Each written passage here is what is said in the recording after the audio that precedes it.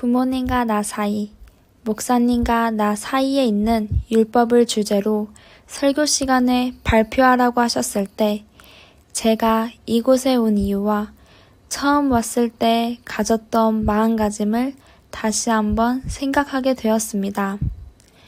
엊그제 치앙마이에 첫 발을 디딘 것 같은데 벌써 7년이라는 시간이 흘러 졸업하게 되었습니다. 먼저 지난 일들을 되짚어 보면서 부모님과 나 사이에 있는 율법 3가지를 나누려고 합니다. 첫째, 모든 것이 당연하다고 생각하지 말고 감사하면서 살라고 당부하셨습니다. 범사에 감사하라. 이것이 그리스도 예수 안에서 너희를 향하신 하나님의 뜻이니라. 데살로니가 전서 5장 18절 말씀. 이 말씀은 부모님과의 사이에서 가졌던 첫 번째 율법입니다. 이곳에 오기 전까지는 부모님과의 관계에서 당연하게 여겼던 집합, 따뜻한 말 한마디, 잔소리처럼 들리던 관심과 사랑이 혼자 떨어져 지낸 기숙사 생활, 홈스테이, 할머니와 지내면서 모든 것이 감사의 조건임을 배우는 계기가 되었습니다. 그래서 지금은 매 순간 감사합니다 라는 말을 마음속에 품고 살려고 노력합니다. 이 율법을 통해 돌아본 제 약함은 당연함에 익숙해졌던 무감각한 마음이었습니다. 부모님이 곁에서 해주시는 수많은 것들에 대해 감사를 표현하지 못했고 그 사랑을 받는 것이 마땅하다고 여겼던 이기적인 모습도 있었습니다. 또 감사해야 할 상황에서도 불평하고 비교하며 낙심했던 태도 역시 하나님 앞에서 고쳐야 할 제 약함이라는 것을 깨달았습니다. 이제는 작은 일에도 감사할 줄 아는 마음, 사람들의 수고를 당연하게 여기지 않고 진심으로 표현하는 태도를 하나님 앞에서 실천하려고 노력하고 있습니다. 그리고 그렇게 살아가는 것이 부모님이 제게 바라는 삶의 모습이자 믿음의 성숙이라고 생각합니다. 둘째, 포기하지 말고 인내하고 끈기 있게 살아가라고 당부하셨습니다. 이곳에서 지내는 동안 순간순간의 고비가 참 많았습니다. 코로나로 인해 학교에 가지 못하고 학교조차 정해지지 않았던 2년의 공백기, 그리고 여러 가지 상황과 환경으로 많이 흔들렸습니다. 그뿐만 아니라 또래보다 1~2살 어린 친구들과 학교 생활할 때마다 내가 왜 이러고 있을까? 라는 생각에 마음이 무너지고 포기하고 싶다는 생각이 들 때도 여러 번 있었습니다. 어느 날은 정말 힘들어서 엄마 아빠에게 전화해 이제는 더 이상 못하겠다고 그냥 한국 가서 검정고시 보겠다고 말했을 때도 있었습니다. 그때마다 부모님께서 하셨던 말씀이 있었습니다. 예진아, 인생을 살다 보면 이보다 더 힘든 일이 많아. 지금 이 시간은 인생을 더 단단하게 만들기 위한 한 부분의 뿐이야. 이걸 포기하면 나중에 더 힘든 일 앞에서는 포기할 일들이 많아질 거라고 하시면서 인내를 배우라고 하셨습니다. 또 아빠가 환난은 인내를, 인내는 연단을, 연단은 소망을 이루는 줄을 아미로다. 로마서 5장 3절에서 4절 말씀. 이 말씀을 힘들 때마다 묵상하면서 붙잡고 살아가라고 하셨습니다. 이 시간 돌이켜보니 이 과정들이 나를 훈련하시고 당당하게 만드는 시간이었고, 이 시기를 포기하지 않고 통과하면 나중에 어떤 어려움이 와도 도망치지 않고 끝까지 해낼 수 있는 사람이 될 수 있다는 것을 알게 되었습니다. 앞으로 대학 생활 중에도 똑같은 상황이 올 수 있을 거라고 생각되지만 그 과정도 하나님께서 저를 빚어 가시고 계시다는 것을 믿습니다. 셋째, 남을 내 몸같이 사랑하며 살라는 말씀입니다. 부모님은 항상 제게 네가 사랑받을 만큼 사랑을 베풀 줄 아는 사람이 되라고 하셨습니다. 이 말씀은 예수님께서 네 이웃을 내 몸같이 사랑하라 라는 말씀과 같습니다. 가까운 친구나 공동체 안에서 누군가가 힘들어 보일 때 예전에는 내 삶도 힘든데 남까지 챙길 여유가 있을까? 라는 생각이 먼저 들었습니다. 하지만 어느 날 친한 친구가 힘든 상황에 있을 때 괜찮아? 라고 한마디를 건넸던 말이 나중에 그 말이 정말 위로받았다고 이야기했던 일이 있었습니다. 그때 저는 깨달았습니다. 사랑은 거창한 행동이 아니라 아주 작은 관심과 표현에서 시작된다는 것. 그리고 그 사랑은 멀리 있는 누군가가 아니라 가장 가까운 사랑인 부모님에게서부터 실천되어야 한다는 것입니다. 이제는 부모님의 마음을 더 헤아리고 그분들이 주신 사랑을 말과 행동으로 되돌려 드리는 삶을 살고 싶습니다. 목사님과 신앙 여정 속에서 깨달은 3가지의 율법은 삶의 지정석, 성령 충만, 그리고 목자의 길입니다. 첫째, 삶의 지정석. 하나님이 내게 주신 자리로 나아가라. 삶을 살다 보면 누구나 나는 지금 제대로 된 자리인가? 라는 질문을 던지게 됩니다.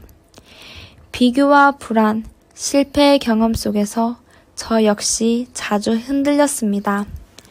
그러나 그 시간을 보내면서 신앙이 자라날수록 하나님은 우리 각자에게 반드시 감당해야 할 삶의 지정석을 주신다는 사실을 깨닫게 되었습니다. 그 지정석은 세상의 눈에 비치는 성공이나 기준이 아닌 하나님이 내게 주신 소명과 사명을 이루는 자리였습니다. 요셉이 감옥이라는 가장 낮은 자리에서 총리의 꿈을 꾸었듯이 다윗이 들판이라는 평범한 자리에서 왕의 부음을 받았듯이 하나님의 부르심은 내가 지금 있는 자리에서부터 시작된다는 진리를 배웠습니다. 하지만 저는 쉽게 비교라는 유혹에 빠졌고 다른 사람들의 자리를 부러워하면서 내 자리를 소중히 여기지 못했고 약함이 있었습니다. 내가 처한 현실이 초라해 보일 때는 자꾸 도망치고 싶어 했습니다. 그러나 이제는 하나님이 내게 주신 자리에서 성실함과 순종으로 머무는 삶, 그것이 참된 신앙이라는 것을 배우고 있습니다. 둘째, 성령 충만한 삶, 머무는 자리가 아니라 흘러가는 삶을 살아라. 하나님이 주신 자리에 머문다고 해서 인생이 곧바로 편탄해지는 것은 아닙니다. 여전히 마음은 흔들리고 상황은 복잡하며 낙심할 때도 많습니다. 이때 내게 필요한 것은 성령 충만이었습니다. 한때는 성령 충만을 특별한 영적 체험으로만 오해했지만 목사님의 가르침과 함께하는 예배를 통해 깨달았습니다. 성령 충만은 매일의 말씀 묵상과 기도, 순종 속에서 하나님과 연결되어 살아가는 상태라는 것을 깨달았습니다. 그러나 저는 감정에 따라 신앙의 온도가 쉽게 바뀌는 약함이 있었습니다. 상황이 좋을 땐 감사하지만 어렵고 막막한 일에 생기면 하나님과의 연결을 끊기는 듯한 경험도 많았습니다. 이제는 감정에 따라 흔들리는 신앙이 아니라 성령의 인도하심에 따라 흔들림 없이 흘러가는 삶을 꿈꾸며 말씀과 기도의 자리를 더욱 소중히 여기려고 합니다. 셋째, 양으로 살지 말고 목자가 되라. 성숙한 책임의 자리로 나아가라. 목사님께서 하셨던 말씀 중에 양으로 살지 말고 목자가 되라는 말씀이 머릿속에 항상 맴돕니다. 제 삶을 생각해보면 신앙의 길에서 오랫동안 양처럼 살아왔습니다. 돌봄을 받고 인도를 받고 보호받는 삶을 살아왔습니다. 하지만 예수님이 부활하신 후 베드로에게 말씀하셨습니다. 내 양을 먹이라, 내 양을 치라. 이 말씀은 단지 베드로만을 위한 것이 아닙니다. 나를 향한 부르심이었습니다. 이제는 돌봄받는 양에서 돌보는 목자로 서라는 초대입니다. 목자가 된다는 것은 특별한 기쁨이 아니라 책임지는 마음의 태도라고 생각합니다. 누군가를 위해 기도하고 연약한 자를 도와주며 공동체의 짐을 함께 지는 마음입니다. 하지만 저는 책임을 지는 것을 두려워하고 누군가를 섬기는 것을 피하려 했던 약함이 있었습니다. 나 하나 감당하기도 버거운 상황에서 누군가를 돌본다는 것이 버겁게 느껴졌기 때문입니다. 그러나 진짜 성숙한 신앙은 자기만을 위한 삶에서 벗어나 타인을 위해 기꺼이 짐을 지는 것임을 깨달았습니다. 이 자리에 설 수 있었던 것은 모든 성도님들의 기도와 사랑이었습니다.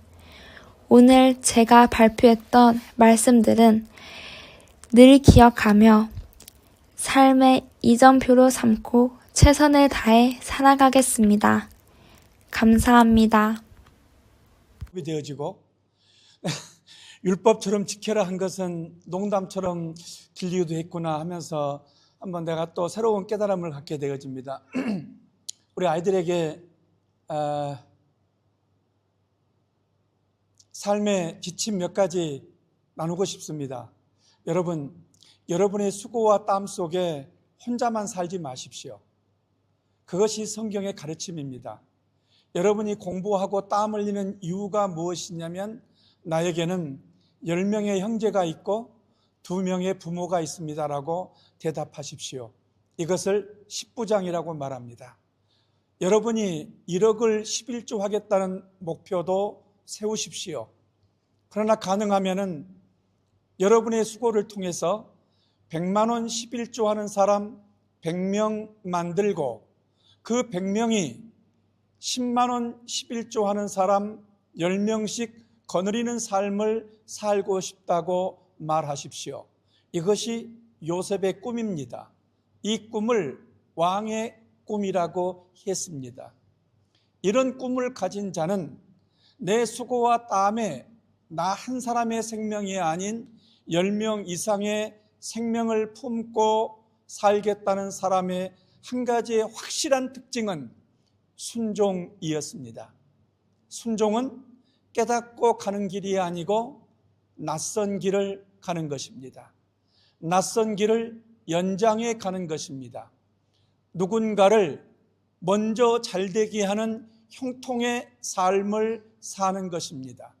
그러나 내 삶에 주어진 결과는 누명일지라도 그 가정의 샬롬과 가정을 지키기 위해서 나는 고난을 기꺼이 달게 받게 되어집니다.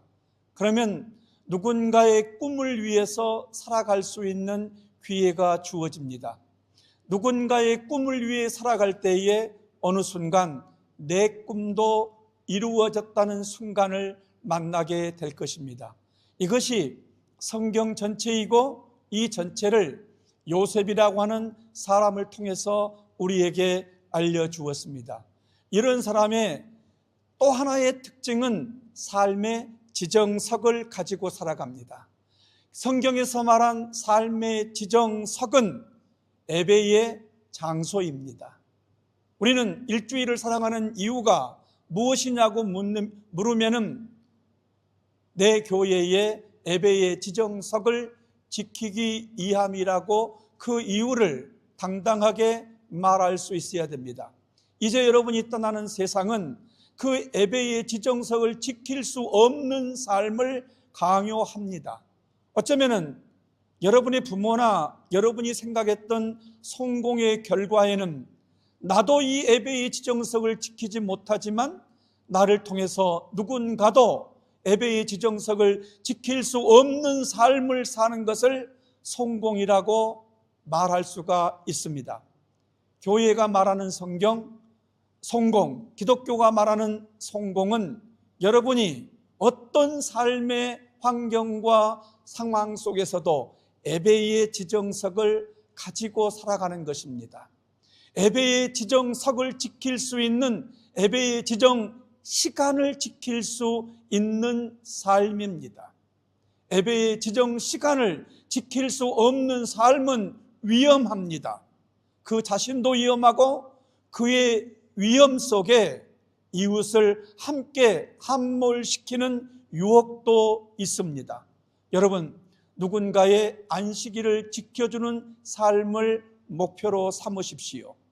누군가의 안식일을 지켜주기 위해서는 내가 예배의 지정석에서 이진이가 말했던 것처럼 양으로 살지 않고 목자로 사는 것입니다. 양으로 살지 않고 목자로 산다는 말의 의미는 이 예배의 지정석에서 예배의 지정 시간에 내가 책임을 지고 겸손하게 해야 할 일을 가지고 있다는 의미입니다.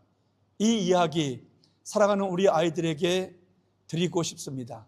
가슴에 새겨서 요셉처럼 살아가기를 바랍니다. 출애굽기의 모든 내용처럼 예배의 지정석을 만들고 지정 시간을 지키고 지정 역할을 만들어 살아갈 수 있기를 바랍니다. 이제 부모의 품을 떠날 때에 가장 염려스럽고 두려워하는 목자의 심정 하나는 교회까지 떠날 수가 있거든요. 예배까지 떠날 수가 있거든요. 감시가 없으니까. 여러분, 하나님의 눈을 여러분의 인생의 감시의 눈으로 가지고 살아갈 수 있는 사랑하는 우리 젊은이들 되어지기를 간절히 부탁을 드립니다. 마지막입니다.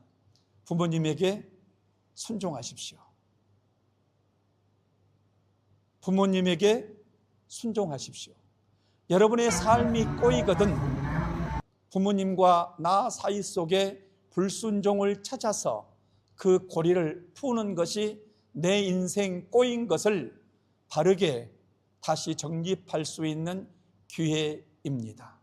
다 같이 기도하겠습니다. 하나님 아버지 감사합니다.